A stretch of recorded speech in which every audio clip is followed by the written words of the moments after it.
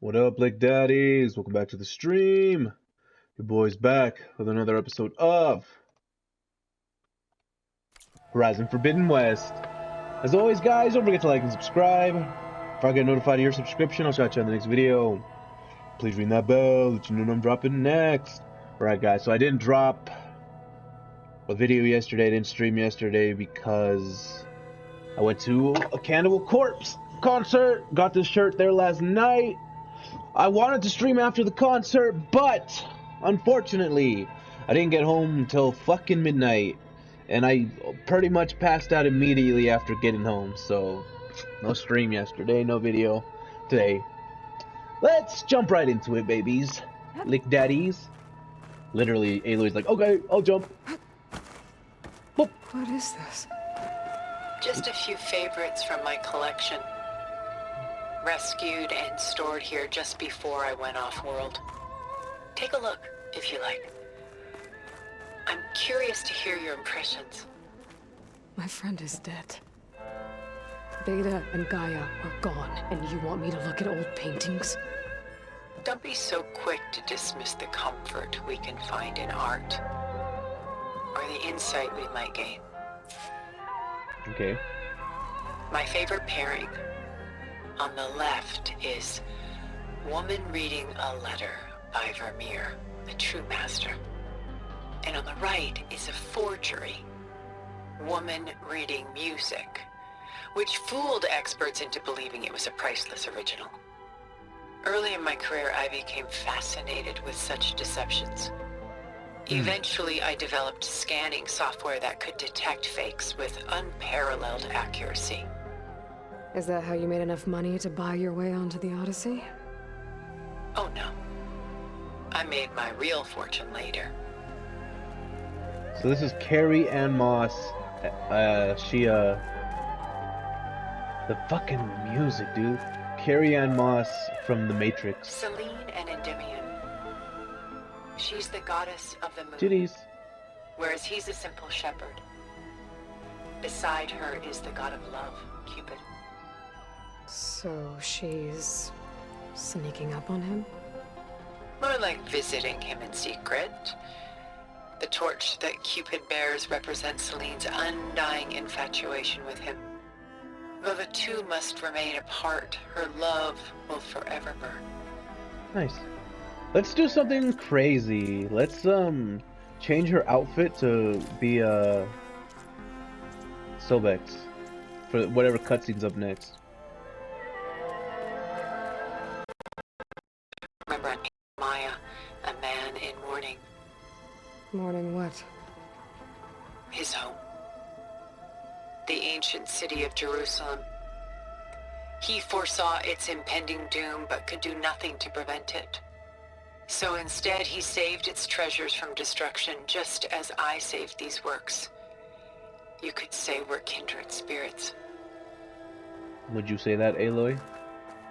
I'm just look at all these because it's fun. Portrait of the painter, Rembrandt's son Titus, depicted in the habit of a monk. I don't get it. Why would someone like you, with infinite resources, care about this painting of a boy in a hood?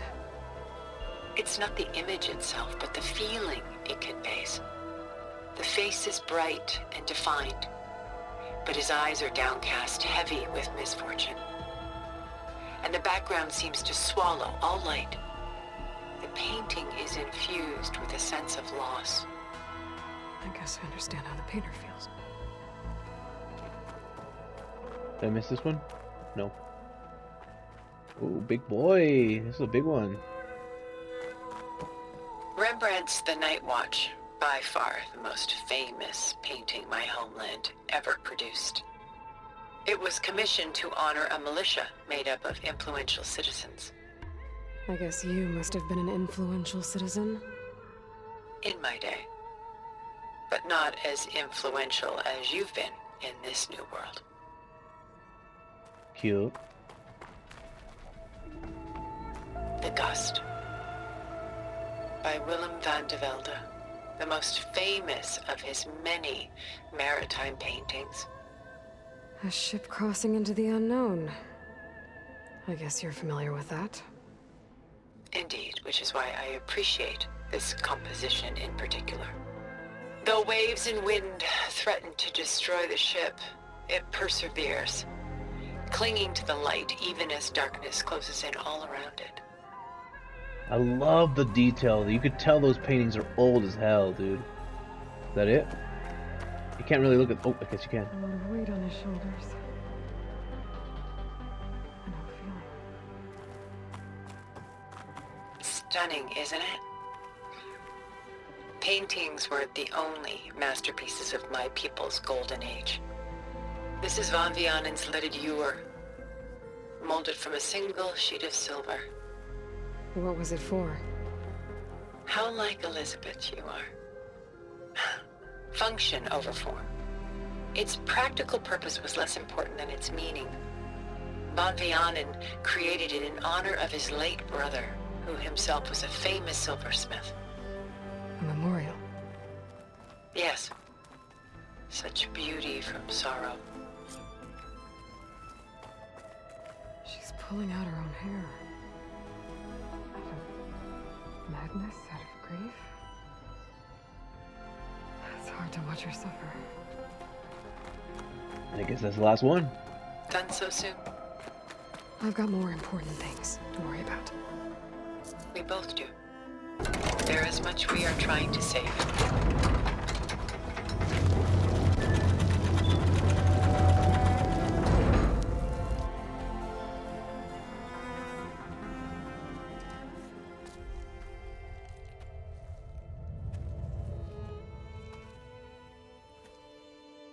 Cute. There you are. Feeling better? How did you find us? At the cauldron? And what did you do to everyone right before I passed out? All business, I see. Well, suffice it to say we were keeping a very close eye on Hephaestus, knowing we would need it at some point. Your ruse didn't fool us, and as for my little trick, it was an overload of the senses, accompanied by an energy discharge. Gerard and Eric were only momentarily disoriented due to their shields, but it rendered you unconscious while I got you out. Perhaps some breakfast might steady you a bit? This place is still completely overrun by nature. So weird seeing... She looks so out of place. This was your house. The one you recreated for Beta, in the data channel you shared. How perceptive of you. Please, this way. After everything your people have done, you think I'm just gonna sit down and have a chat with you? They're not my people. They never were, and especially not now. You shot off into space with them, and lived with them for 1,000 years before coming back. So what made you suddenly turn on them? Quite simply, this. Focus. My old focus. You repaired it? But that means you've seen. Incredible things. What you've accomplished in 2 decades of life. Hate that fucking model of Earth. 1,000 years at my back and I haven't even come close.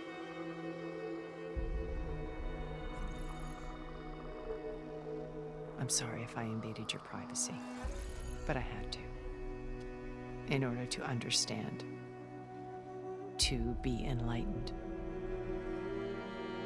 You truly are Elizabeth's blood. With her drive, her sense of mission, her integrity.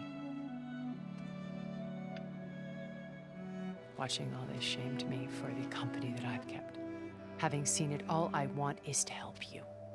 Even if it means stopping your friends? Especially so. Please, sit down.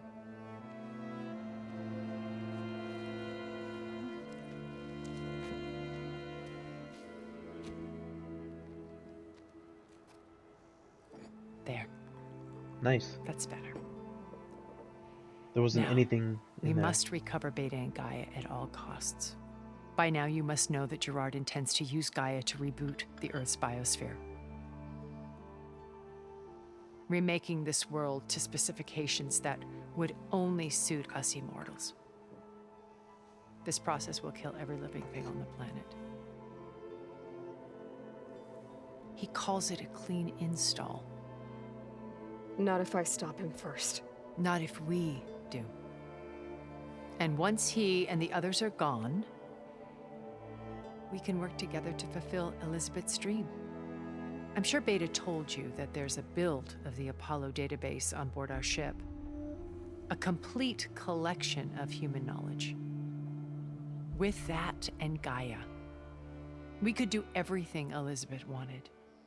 Heal the biosphere, educate the people of this world, uplift them. Create the world she imagined. Let's not get ahead of ourselves. From what I've seen, your friends are invincible. I do wish you would stop calling them my friends. And they're not invincible. In fact, a friend of yours has found a Silence? way to defeat them. Silence. Oh, he's been a busy bee, building an army powerful enough to crash through Gerard's precious base. Regala and her rebels. Even now, she's preparing a final march on the Tenakth capital. When she wins, she'll have the entire tribe under her control. Hundreds of warriors and machines to throw at the base. She's been duped. They'll all perish, of course. But it should be enough to break Gerard's defenses and allow Silence to kill him. Along with all the others. Using the new weapon he's developed. Yes, he's found a way to circumvent our shields. Truly an exceptional man. He's planned for everything. Except you and me. You see, while his army is battering down Gerard's doors, you and I will sneak in through a back way. One that only I know about. While Silence and my friends are busy battling each other, we'll take back Beta and Gaia. I told you I want to help you. I mean it.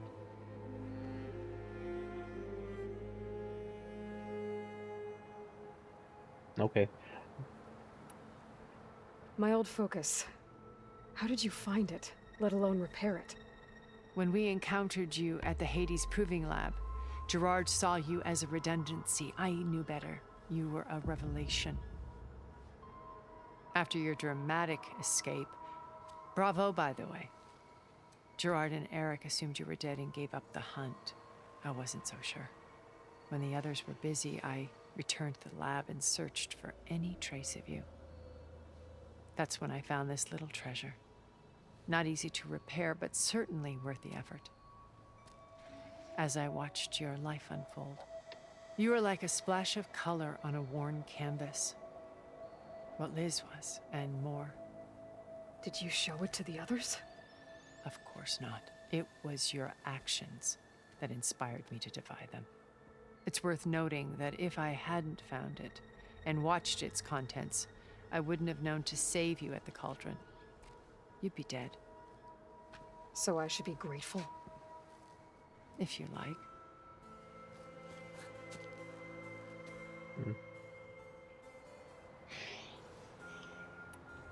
So you know all about me. What about you? What would you like to know? Well, start with your life on Earth. When I was 8, terrorists flooded my home city. Thousands drowned, my parents included. I was one of the few who survived. My guardian sent me to boarding school. Among my peers, I was the strange girl, the orphan to be avoided. All because of circumstances beyond my control. Oh.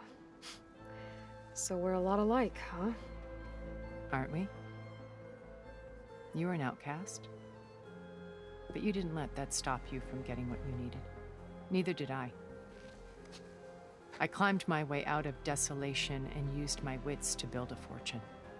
First, from the technical analysis of art and the detection of forgeries, profitable expertise in those days. But as it turned out, the software I developed was even more useful for counterintelligence.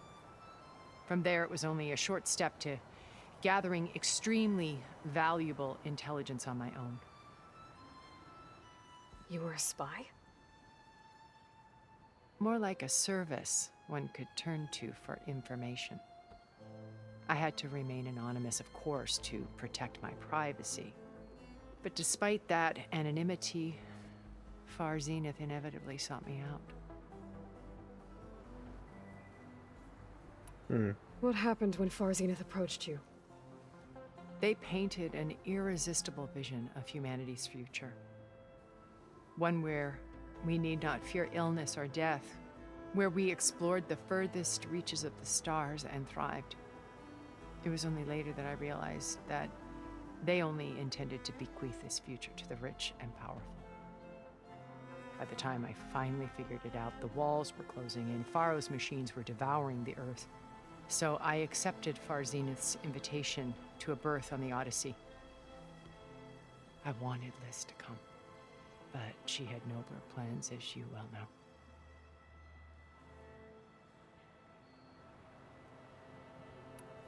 So you didn't know the other Zeniths were monsters until it was too late? I knew some of them were, certainly. It wasn't until we were off-planet that I understood the true scope of their greed. I was grateful to simply be alive, but the others became obsessed with a kind of effortless immortality. They built a colony where machines serviced their every need, where any memory or fantasy could be endlessly savored in virtual reality. That'd be nice. It wasn't life. It was stultifying, a pampered dream state. As the decades passed, I withdrew more and more, alone yet again, but this time with eons to consider my mistakes. Now finally, having met you, I feel like I have a second chance. To do what?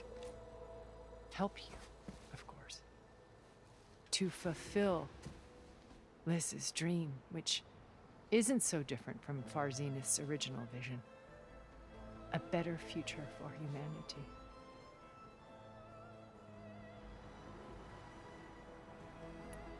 You said Beta is not in urgent danger, so what are the Zeniths doing to her? Putting her to work. Merging Hephaestus with Gaia. A difficult, time-consuming task, as I'm sure you know. They will compel her if need be, but her life is not in danger. She's the only one who can do it. Because you people made her to be nothing but a tool. Gerard's idea, not mine. They always viewed me with suspicion when I attempted any form of kindness towards her. That's why I created the data channel, a virtual place where we could speak in peace.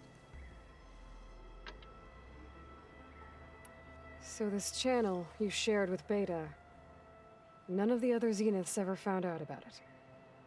Gerard believes he's the most cunning of all of us.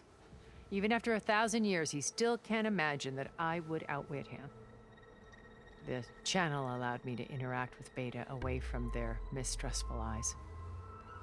It offered us a chance to be ourselves. Until you cut off all contact. Yes, though it pained me.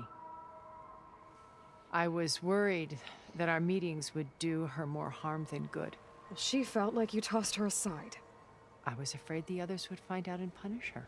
She may not have had the comforts of friendship anymore, but at least I ensured she was safe.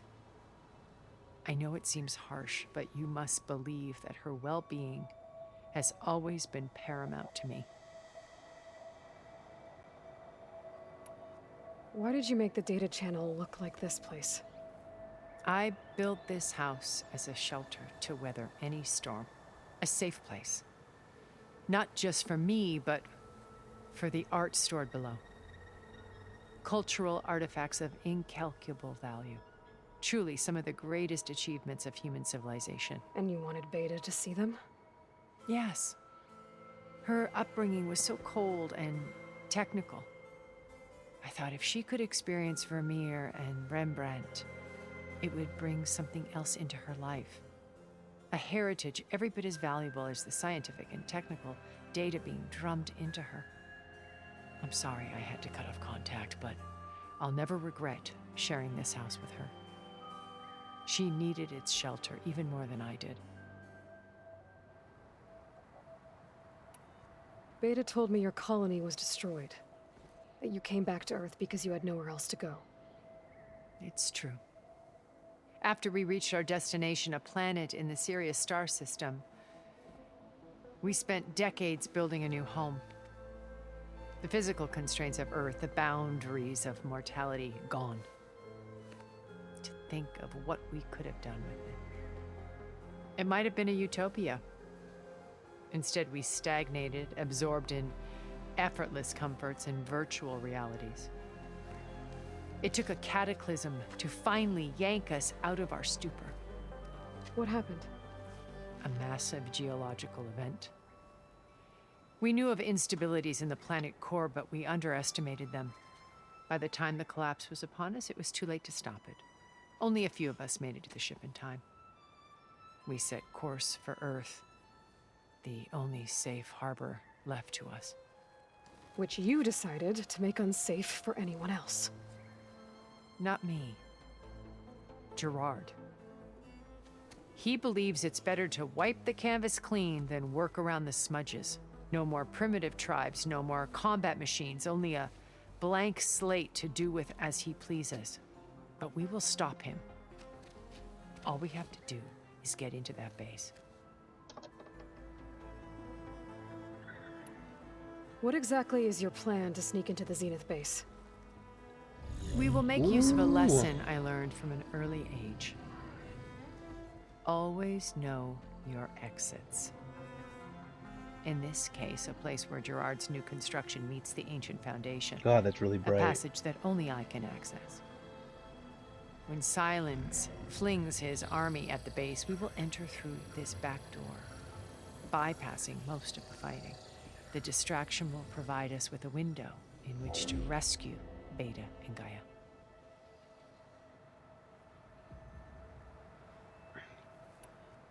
Once we're inside the base, where will we find Beta and Gaia? Here in the command center. By then, Gaia will have been reunited with all of its subordinate functions, including Hephaestus. What about the alpha build of Apollo on your ship? A simple matter of recovery once the others have been dealt with. With that in hand, we'll have everything we need to make this world as it should be. No. Silence. How do you know about Silence's plan? He isn't the only one adept at spyware. You hacked his focus? No, he's too careful for that. But his subordinates? Not so much. He gave additional focuses to the tribals he branded the Sons of Prometheus. By tapping them, I learned about most of his dealings.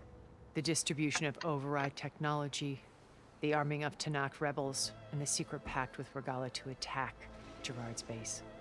But how did he come up with a weapon that can take down your shields? That's the one thing I haven't been able to figure out, but however he did it, I'm quite certain it will work. With it and the Tanakh army, victory seems to be within his grasp. Such a shame he'll be disappointed.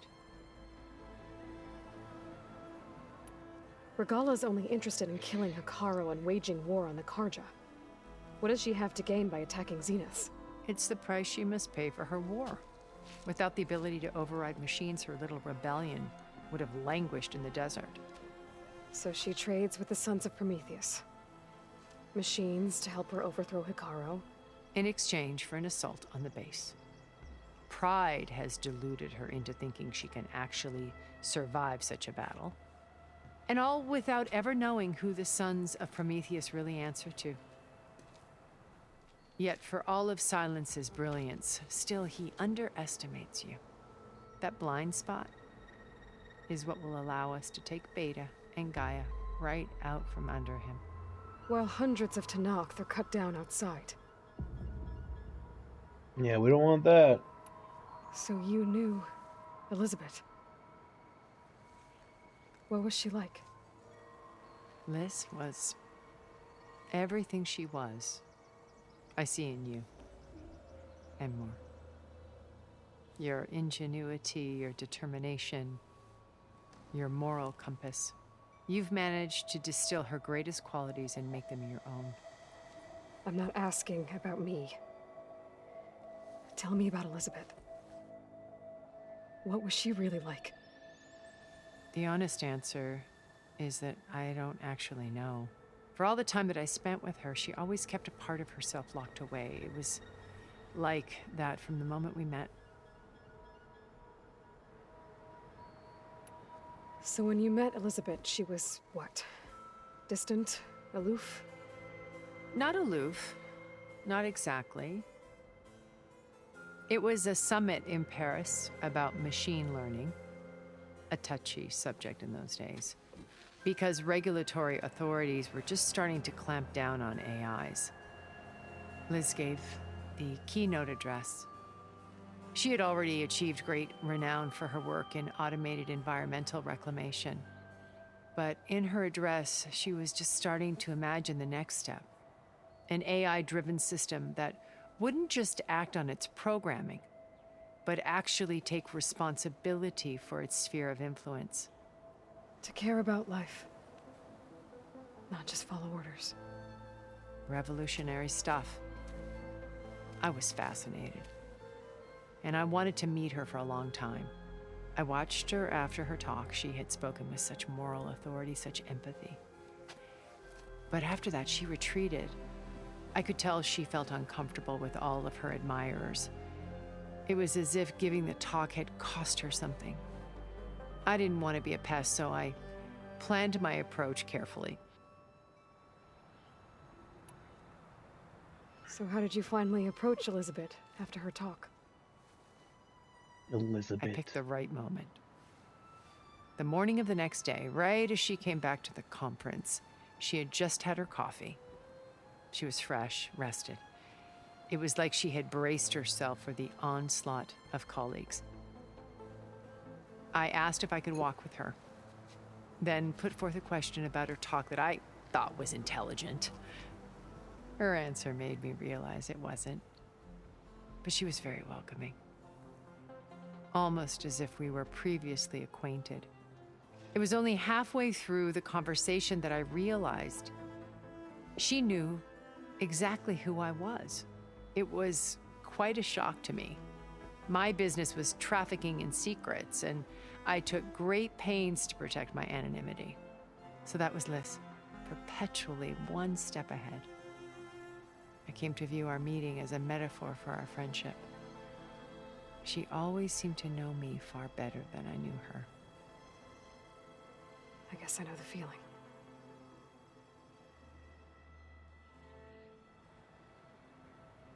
I guess that's it.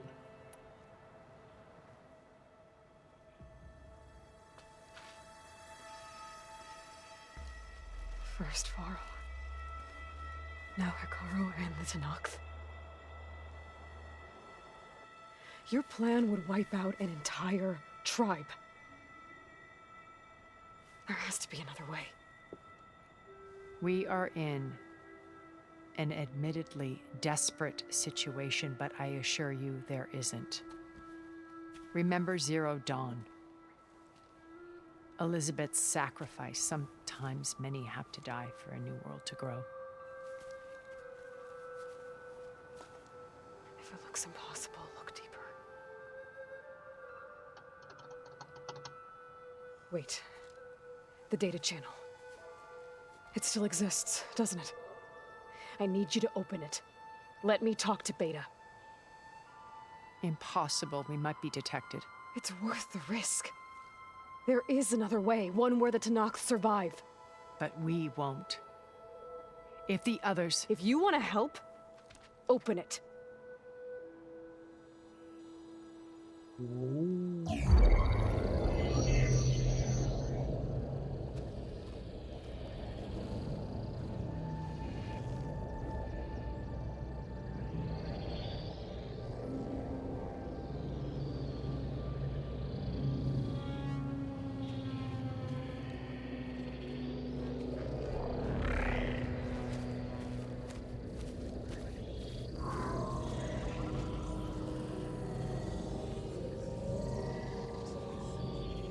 She looks like she's in pain.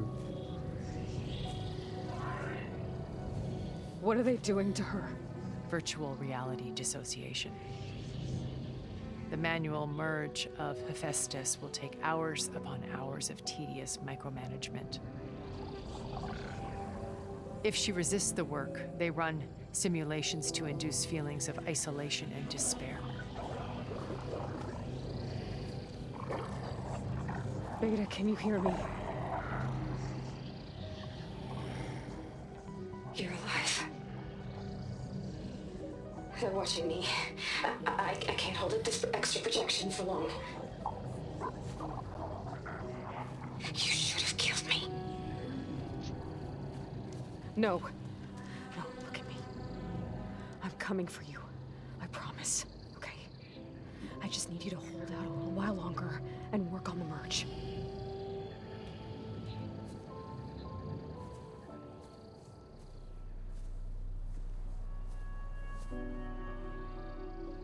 Then I think it can be done.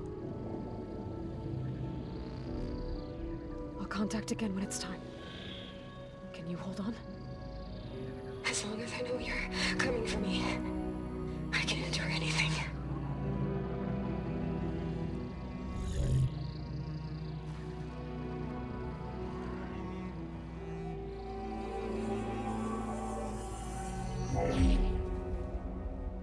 There's gonna be All a right. twist. I did as you asked. Now I think you need to tell me what you're planning. I'm going to take Sylens' army away. I don't need it. Only the weapon he made to penetrate your shields. And how do you propose to get it? Ask him nicely? Yeah. Without Regala and her rebels, he won't have a choice. We'll be his only option. Only option for what? What did you tell her? That is between me and my sister. Will be Sylens' only option for crashing that base. I'll tell you the rest later. But first, there are a couple of things I have to do. A lot of side missions. Oh. And what are those? Lay my friend to rest. And then I'm going to use the override that Beta gave me at Gemini to put an end to Regala's rebellion. From the air. Wait. Since you insist on doing things your way, I know of something that will truly help you make a grand entrance with the Tenat. That's kind of sexy. The ancient Horus Titans still possess electromagnetic energy cells as part of their arsenal. Drop one of those on Regala's army and they'll receive quite a surprise.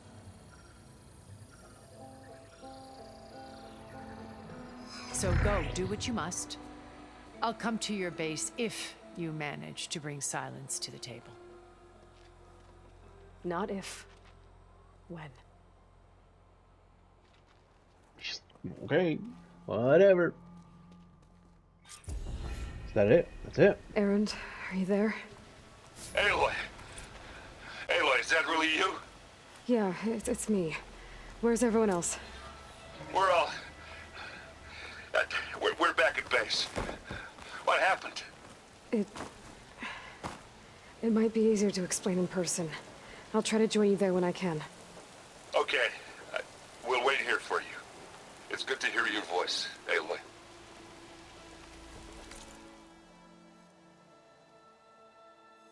So, far out of where I've been. I'm gonna... Tide's Reach. I thought it said Tilda's Reach. Tilda's Mansion. Alright, so...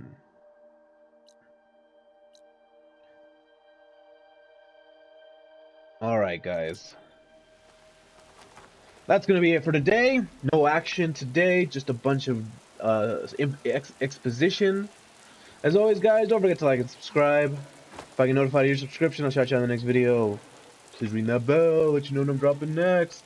Links in the description, link to take my Facebook, my Instagram, my Streamlab PayPal if you want to donate help for the channel. You guys have a fantastic day.